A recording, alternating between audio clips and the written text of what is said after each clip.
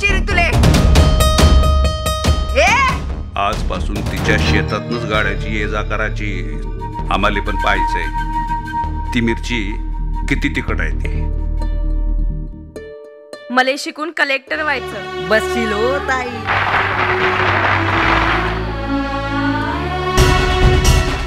जे पोलिसांचं काम होतं ते गावकऱ्याने करून नायनाट केला महारोगाचा साहेब.